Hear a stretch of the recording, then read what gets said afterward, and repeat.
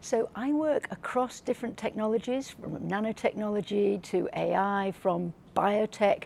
I was recently involved in the Quantum Tech Public Dialogue Oversight Group in the UK.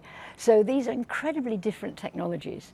But the responsibility issues and the issues of concerning oneself with benefits, with risks, with societal involvement are remarkably similar across all the different technologies.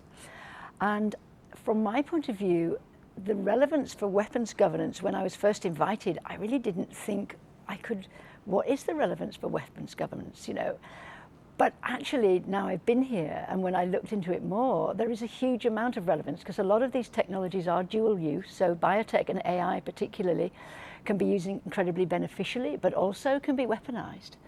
And so a lot of the work I've been doing on responsible innovation, it's called, very much at its extreme ends are the weaponizing of these technologies.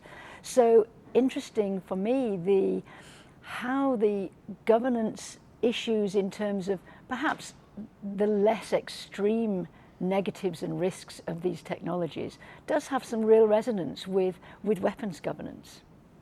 So I'm finding it remarkably interesting to get this incredibly rich cross-fertilization of ideas from weapons governance and governance across 20, 30, 40 years, and these very, very new technologies. It's been a really exciting experience.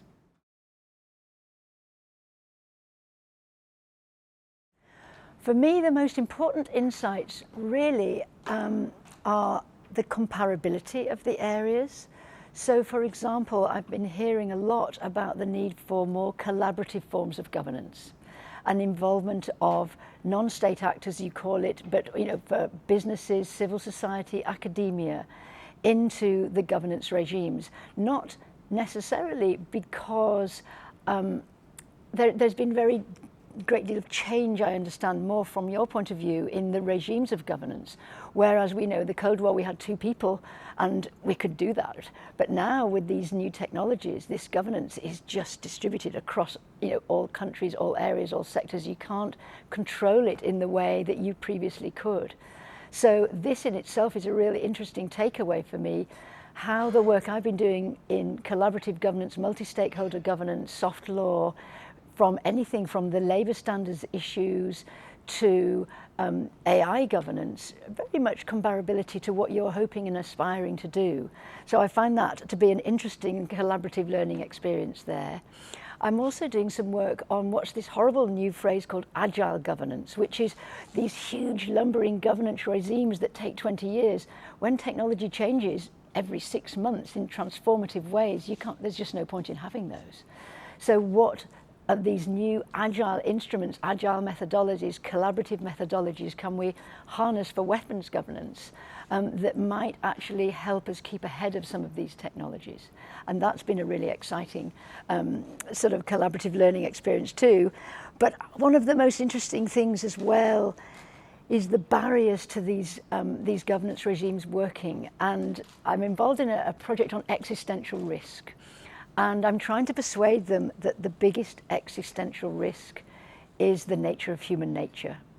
So across all technologies, across weapons governance and AI governance and food governance and space governance, people need to work together. People need to think differently about the opinions and the responses and the views of other people and let other perspectives in, because these have got real value and real resonance with the way they govern things and the sort of society that we want.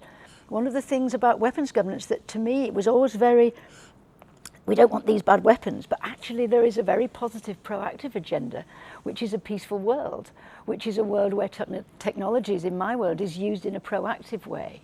And not weaponized. And that is a much more of a go-to agenda than I saw before I got in. And I think that's something that businesses and civil society can coalesce around, whereas stopping bad people doing bad stuff is a sort of slightly more negative agenda that business particularly finds difficult to get their particularly their stakeholders feeling that it's a responsibility of theirs to get involved, but they can get involved in this proactive, collaborative, peace-building society that we all want to build using technology for social good without causing more problems than we solve.